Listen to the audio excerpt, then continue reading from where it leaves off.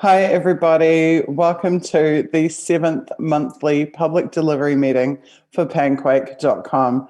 My name is Suzie Dawson, founder of Panquake, and I'm so happy to be here tonight with you to present the updated campaign statistics and metrics for the development of this next generation social media technology.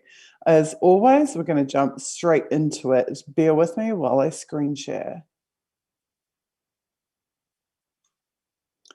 And here we have it, the August monthly public delivery meeting for Panquake.com.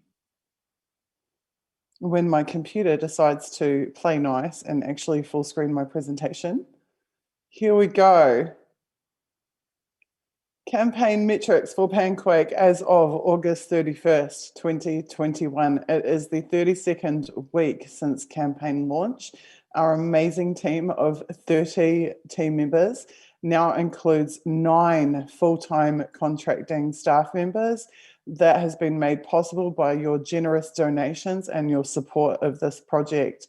We also have 4 part-time contracting staff members.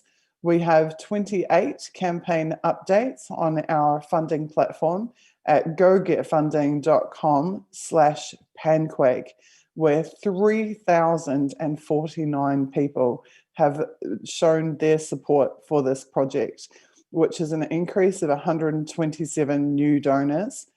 Our current total campaign donations is $139,158 US.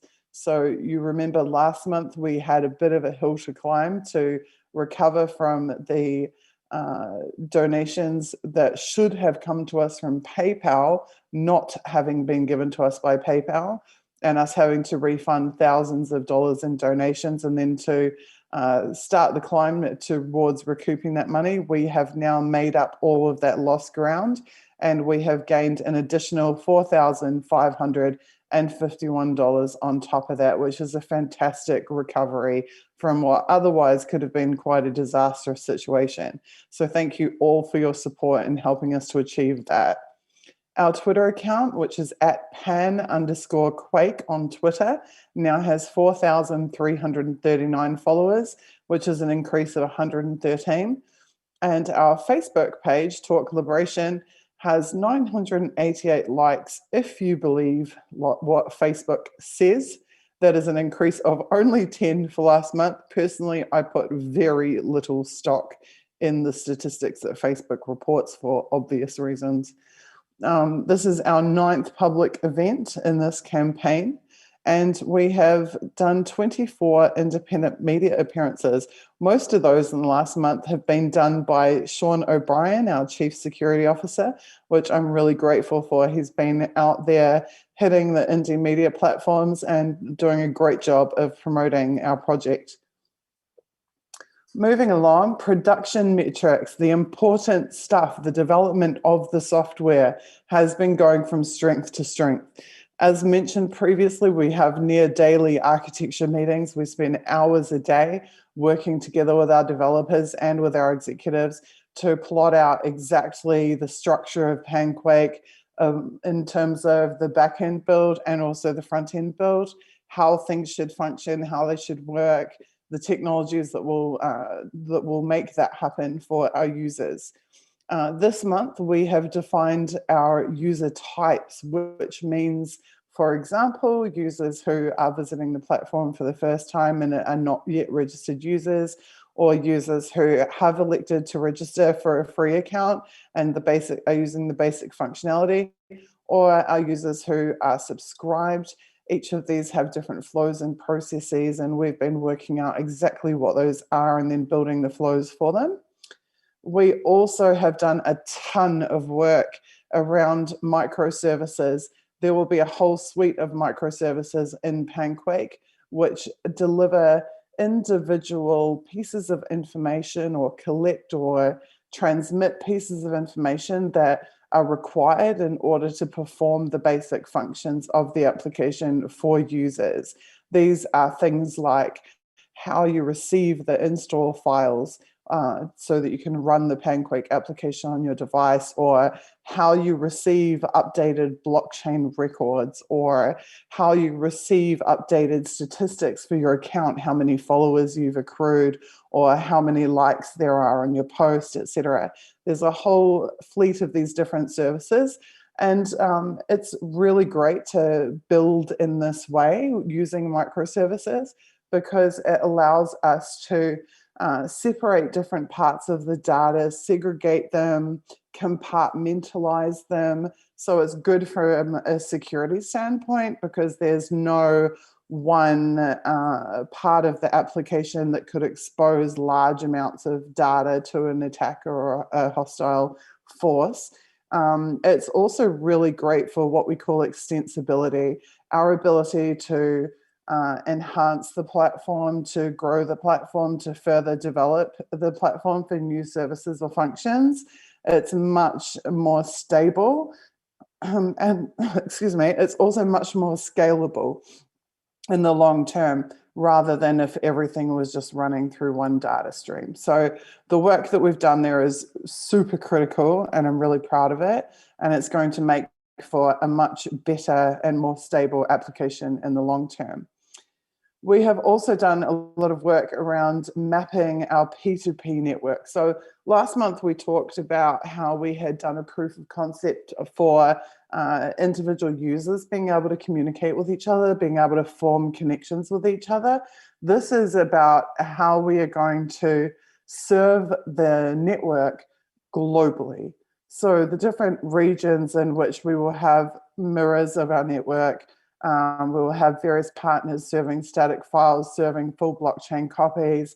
This enforces the decentralized nature of our network, but also makes it more accessible to everybody around the world, so that they're not just dependent upon us or being a centralized service to provide them with content. They're actually able to receive it from places that are much more local to them, and again, in a way that is very stable and scalable. And we have enhanced the work on the authentication service that we discussed last month. Last month, we talked also about how we had a proof of concept. We now had the ability to authenticate users, to create that encrypted user data store on user devices. Now we have all of those processes and workflows all properly documented and ready for inclusion eventually into our technical white paper. So those are really important steps for this month.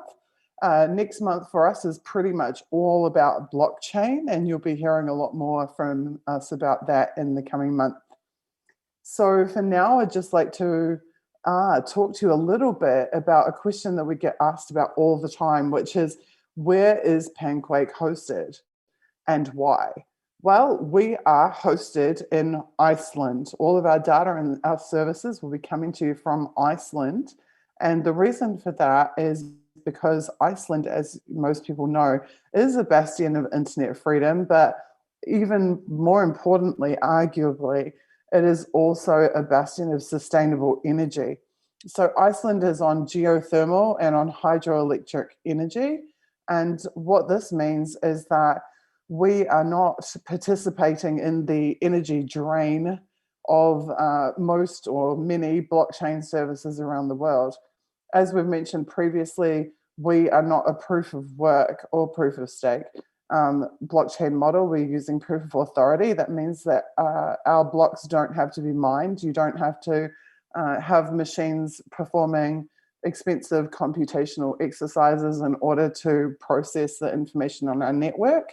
But we've gone a step further beyond just not being proof of work. By hosting in Iceland, we are providing sustainable energy, using sustainable energy in our network, which is a super smart choice and a long-term choice that we've made for Panquake, and just one more reason that you should support this project. I wanted to revisit this screen briefly because it's a pretty important one, because the next question that's on everyone's lips all the time is, when will we get to use Panquake? Well, the beta application will be made accessible to an exclusive group of 5,000 users, and you can apply to be one of those 5,000 users at panquake.com/5000. As soon as we have met our phase 3 funding target, we will be launching that beta. Shortly thereafter, we will allow our beta users to invite in their friends and family and trusted people into a second release, which has an enhanced feature set that will bring our total users to 25,000. Then we'll be doing a pre-public release where everybody who has early access codes from the initial launch of this campaign will get early access to the program. And then eventually that will be followed by a full public release where everybody in the world will be able to sign up for a Panquake account. So this is the page you're going to see if you go to panquake.com and click on beta, or if you go directly to panquake.com/5000, you can get there right now and enter your preferred user handle that you would like to use on the Panquake network. I've noticed the first applicants have been filtering through who were clever enough to select a user handle that is only one character. We are allowing user handles with only one character, but obviously there'll be a very limited amount of those available. So the sooner you get into the beta, the sooner you can get the user handle of your dreams. So jump in there, complete the process. It's a pretty easy 4-step process, and make your application.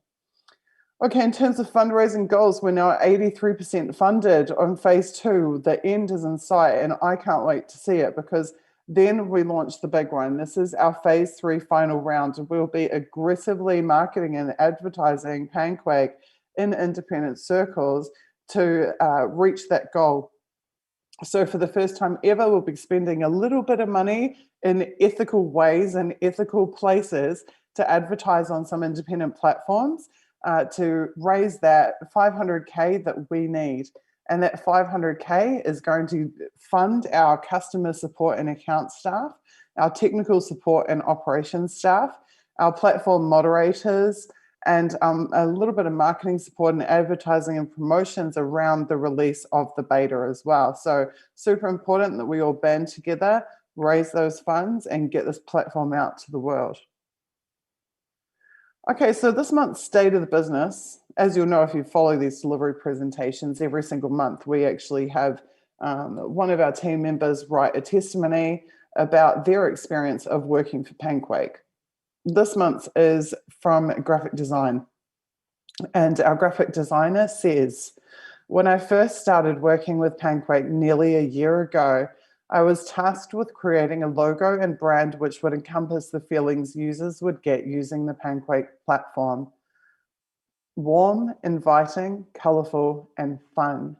Based on the response from the public, I think it's pretty safe to say that we achieved our objective, because just hours after our public launch, many of our followers added our logo to use and share on various social media platforms.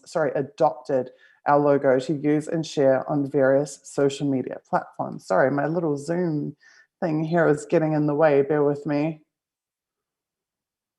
This happened unprompted and spontaneously, which allowed our message and brand to become recognizable and familiar to many before we even launch our product. The camaraderie and support has been the backbone to our ability to crowdfund and build this platform from the ground up. In the months since, we have launched a goodies page on our website with downloadable wallpapers, banners, and infographics using our Panquake gradient, and have adapted it to be utilized for the branding of Talk Liberation, our internet news service, so that both old and newer audiences will correlate Panquake with our overall message and goals. It's been very exciting to be part of a project which allows me to work towards solutions to problems I care passionately about. And it's been even more uplifting to see such a wonderful response from the Panquake community. It's been pretty surreal seeing our logo and banners spring up across social media. I very much hope to continue producing content our followers are proud to display, and can't wait for the public to finally see how the branding looks on the revolutionary Panquake UI. Awesome message there from our Panquake lead graphic designer. Now, she mentions Talk Liberation. And as most of you would know by now, I would hope, talkliberation.substack.com, your worldwide internet report, is covering news every single week which is relevant to Panquake's audience. And some people have been asking, but why have we started this new service? Why are we working on Talk Liberation when we're already working on Panquake itself? And so we wanted to address this in this delivery meeting and explain our thought process to you. So why Talk Liberation? There's two answers. One is because our community and our user base and our followers and our supporters directly benefit from the creation of Talk Liberation. We're covering topics that relate to why we founded Panquake in the first place, to the problems that Panquake addresses and the solutions that Panquake is providing. That educates our community, educates our user base, and also ourselves, because it's critically important that our own team is educated about these issues and on top of what is happening with them in the world. We're also supporting the Creative Commons because we're releasing our content. I think our video content after a couple of days goes on to Creative Commons license, and our text content straight away goes on to Creative Commons. So we're supporting the creative community at large. We're also providing public service journalism, and that is at risk. As I'm sure you know, public service journalism is rare in this day and age. It's just simply not well supported or funded. And the greater the contributions to the independent media sphere, the greater chance that public service journalism has of surviving and hopefully thriving. And of course, we're not paywalling the Talk Liberation content. We feel that the information shared there is actually too important to paywall. So we do provide the ability for people to select paid subscriptions on Talk Liberation, but we don't mandate or require it at all. You're more than welcome to sign up for free. And of course, Panquake as a business benefits because it's giving us a platform where we can build our own voice, where we can talk to our audience about these issues and continue the conversation around these issues above and beyond just Panquake as a piece of software or solution. There is a bigger conversation that needs to be had, and that's a fantastic space for us to do it in. It's also solving an issue that many of our supporters have raised, which is that our gogetfunding.com/Panquake fundraising platform doesn't allow recurring payment options. So people have been emailing us for months saying, how do we support you monthly? How can we support you ongoing? And we didn't really have any way that we could do that, no way to facilitate recurring payments. Well, Talk Liberation does allow that. You can support us monthly, you can support us annually, and the funds raised through Talk Liberation go straight back into supporting the development and the release of the Panquake beta. So if you would like to support Panquake ongoing and you want to get cool stuff for it, because we release all types of amazing things. We just put out our first major piece of bonus content last week, which was an interview with the famous Norwegian street artist AFK, who's a pro WikiLeaks street artist who's been very supportive of Panquake. You will see that up on Talk Liberation. We put out weekly reports and long form reports, and we also put out video content. That's a great way that you can support Panquake ongoing and get something cool for it. So talkliberation.substack.com and select the monthly or annual option, or there's even an angel investor option. If you'd like, please go ahead and sign up. And of course, this means also that Panquake is diversifying income sources. So the PayPal incident taught us that it's pretty dangerous to put all your eggs in a couple of baskets. And I'd just like to clear something up there. To be honest, I certainly had an inkling, or more than an inkling, when we integrated PayPal in the first place, that there may be some problems that would arise with it. We knew of the history of them censoring WikiLeaks. We knew that PayPal are a highly politicized organization. They're far from being an independent financial organization. But we also knew that if we integrated PayPal and took the chance with them to see whether or not they would provide us with service, that we would be able to collect some funds in the interim, and that if we were censored by them, that act of censorship in itself would teach us and our audience something about how important Panquake is. Wherever you find censorship, you find fear. Julian Assange said, censorship reveals fear. PayPal censored Panquake, in my opinion, because the orthodoxy fears Panquake. Panquake is an unorthodox solution to orthodox problems, or problems that were created by the orthodoxy. So the exercise of being censored by PayPal has shed light on Panquake and shed light on PayPal and shed light on the problem of censorship in general. But the more that we diversify our income sources, the harder we will be to censor. And so that's yet another reason why Talk Liberation is a great avenue for supporting Panquake, and a good business move, a smart business move on the part of Panquake. So in terms of what you're going to find in Talk Liberation, we report on police, intelligence agencies, surveillance, on free speech and on censorship, on big tech and what they're up to, which is usually a lot of surveillance and censorship, certainly some other issues around them, on law, on government, on regulation, on compliance issues, on biometrics, which is increasingly prevalent on mainstream platforms and should really give people pause for thought, and on data breaches, hacks, leaks, and that type of thing. So pretty much anyone who's drawn to support Panquake is going to find the types of information covered in Talk Liberation super interesting. So we also want to be really transparent about the project. It has had no commercial advertising, marketing, public relations. It's just been on us, our friends, and independent media to promote it. So we want to be, we wanted to show the community where we're at and allow you to track our progress. So we've released these publication metrics.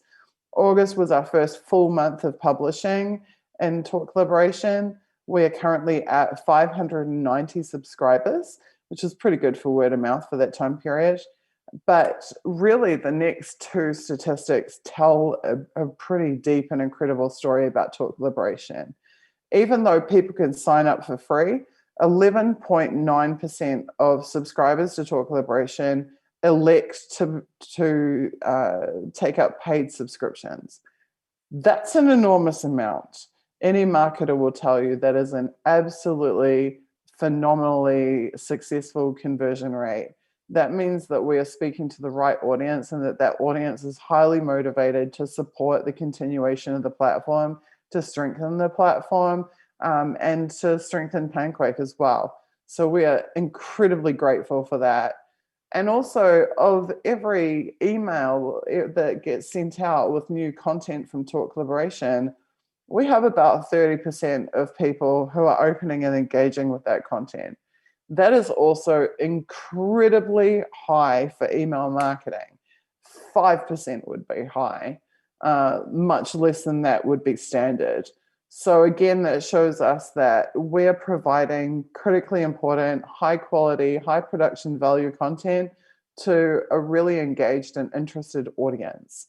So we're going to keep reporting on those stats for you. We're going to let you follow along with the growth of the platform with us and see where it takes us.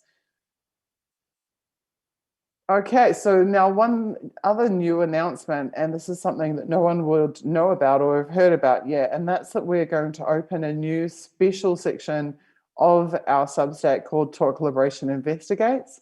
We have stumbled across some really supremely interesting and significant information recently, which is an exclusive. And Sean O'Brien and myself will be writing long form, deep dive investigative pieces under the banner Talk Liberation Investigates in this new section of our Substack. I'm not going to say any more than that, other than that you can expect it to make a splash. It is very significant information, and it has never been reported on before. So keep an eye out.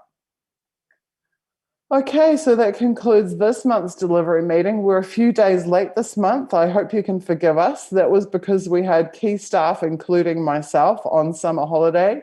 It was a pretty big deal for me to get away for a few days with my family. It was only my second holiday in 6 years, actually, and it was absolutely amazing. And I came back refreshed and rejuvenated and feeling great. and looking forward to getting straight back into work, which I already have. So we will be full steam ahead for our next public delivery event, which will be Saturday, the 25th of September. And I'm looking forward to seeing you all there. Panquake is coming. As ever, this is the message. It is happening. We're working on it every single day. You have all collectively banded together and answered the question of if there would be a Panquake. Yes, there is. There will be, and there is. But now we need your help to answer when. So head to gogetfunding.com/Panquake. We don't hope, we build.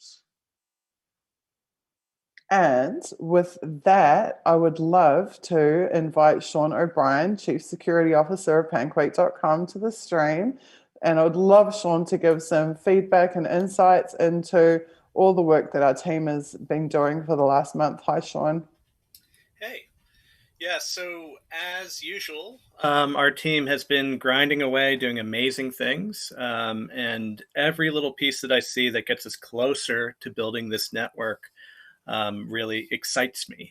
So a lot of work has gone on for architecture, as Suzie described.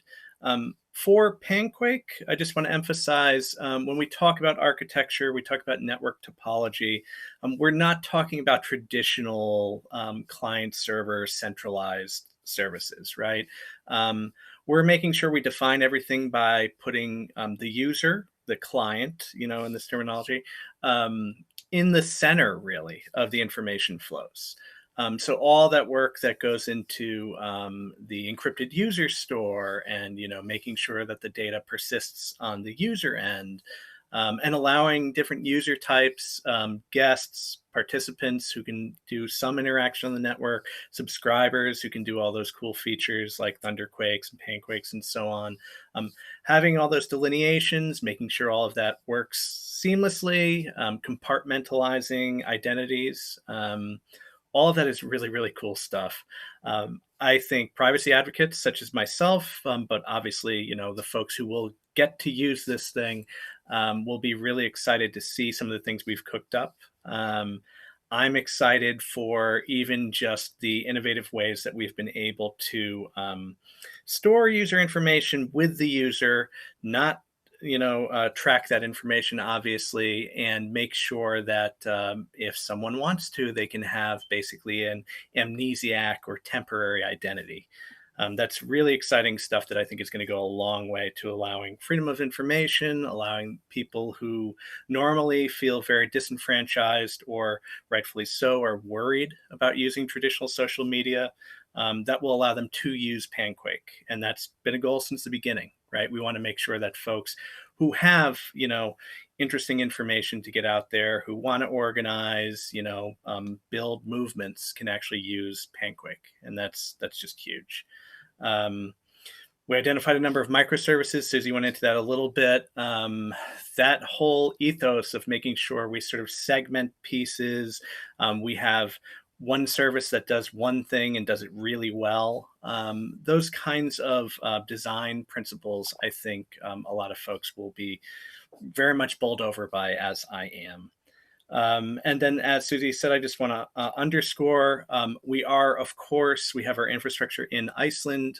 We are making sure that we're going to have our infrastructure in that safe jurisdiction. But of course, it's a decentralized network, right? So people around the world will be able to participate, will be able to be part of the consensus process. We'll get into that more probably next month around the blockchain.